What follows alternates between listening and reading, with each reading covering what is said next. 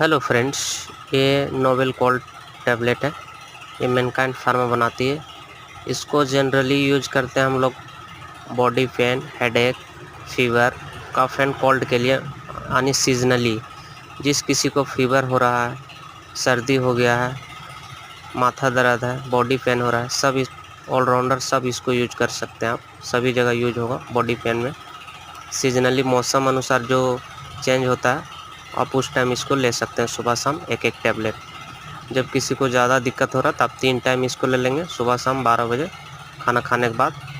Novel cold के नाम से आता है, सारा चीज़ इसमें मिला होता है।